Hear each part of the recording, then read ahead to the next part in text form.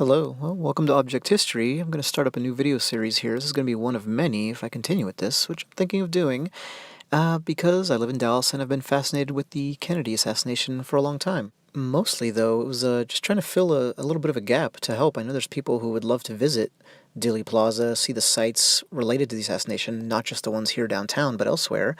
And, the existing videos out there on YouTube are pretty scattershot. Some are good, some are not, and there's nothing comprehensive, so I said, hey, I love history and I live in Dallas. I'll do it.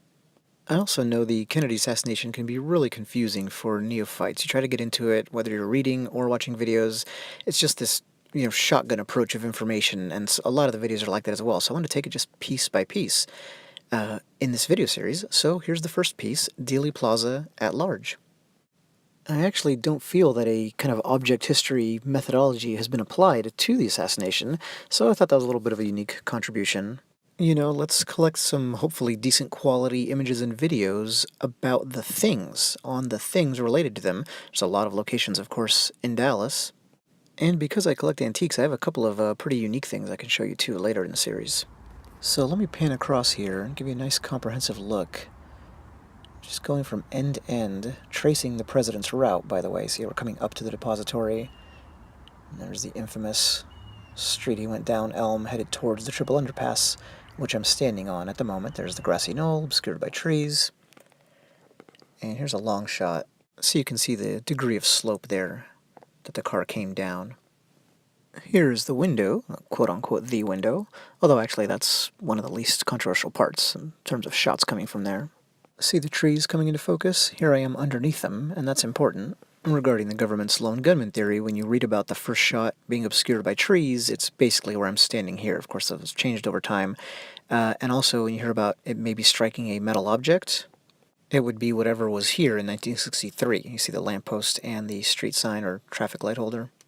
Nowhere near enough attention is paid to that part of the lone gunman theory, by the way. But here's looking towards the Grassy Knoll, right from basically the book depositories behind me.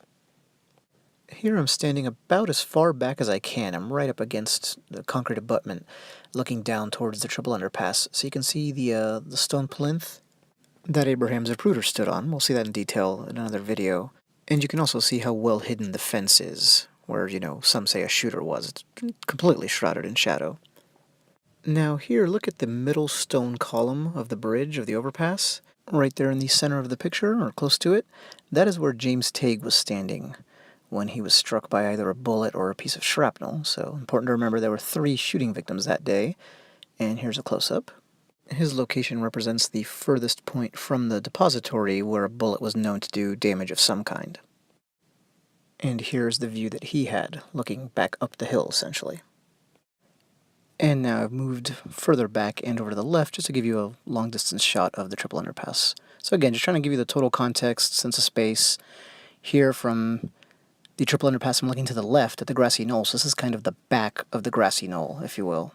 The railroad yard and tower are behind that fence, but I'll show those in detail in a future video again. Here we're just getting the lay of the land.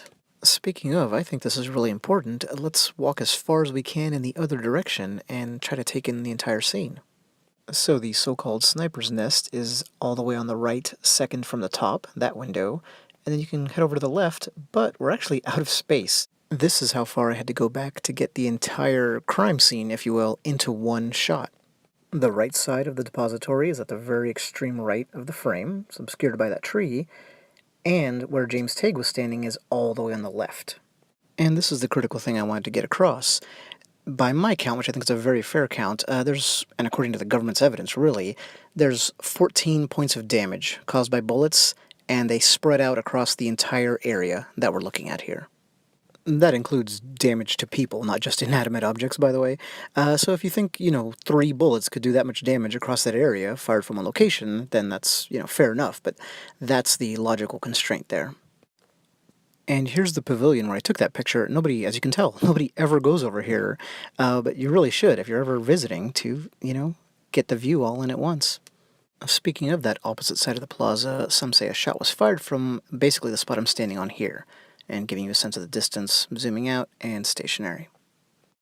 Now I've moved over to the left, so I'm on the middle of the overpass. You can see the angle change there. And you can see I've just continued in that direction, so you get a real different look at the street, right? Even though from the same overall perspective, just moving over, you can really see the curvature this way. How about now a nice, slow, steady pan, so you can see the actual bridge itself this time, right? And go in the opposite order of the pan I did before. Just, again, wanted to kind of make it seem like you're actually there, and the video, the perspective is really good on that, as opposed to taking shots, even with a zoom, where I think it just kind of changes the distances. You can't get it quite right. If you crop out enough of the skyline, as I did here, it looks much as it did back then. These are all the original buildings, these four. The motorcade emerged from between these two that are in the foreground, going from right to left. And here I am looking up the street that the motorcade came down. So the real crowds, the dense ones, were up in this direction, up Main Street, in the pictures you see. And as has been mentioned a lot, Dealey Plaza is where things were really trailing off. So coming from Main and on to Houston, here's where the motorcade made the right turn towards the Depository. And even from this distance, you can notice the cardboard boxes up in, quote-unquote Oswald's window. So it's interesting. The museum has that, recreated sniper's nest up there, and now here it is not too dissimilar to how it looks to the naked eye once you get closer. The sixth-floor museum, which is the official museum there, does not let you actually walk up to the window and look out, unfortunately. Bill Hicks had a very famous joke about why, but somebody did us a favor. Look at the floor above, and there's someone at the window. So when you read the eyewitness accounts of who saw what in terms of people at the, sixth-floor window or windows, it gives you a sense of what it would have looked like. So back at the depository, basically, I just want to give you a sense of angle from there. And speaking of angle, here's the decline when you're standing at the top of the hill, essentially, and looking down. And now how about a true 360, right? There's the empty pavilion that nobody ever goes to, but you should if you're ever there. And here are the buildings, by the way. There's the original Dallas Courthouse, the jail, the records building, the Dal Tex building, and the depository, when you read about those. And this being the Kennedy assassination, there is intrigue about almost all of them, different theories. Not the courthouse, but all the others. So a little bit more slowly, and let you see a different part of the plaza. Here we come across in the same direction. There's the Dal Tex building, and then the depository, and the infamous sharper than 90-degree turn that has been commented on so much, and the trip down the decline. So there it is for anyone interested in the case who does not get to visit here or has not. I hope you find that useful. And I really want to go with a slow, steady approach, not information overload.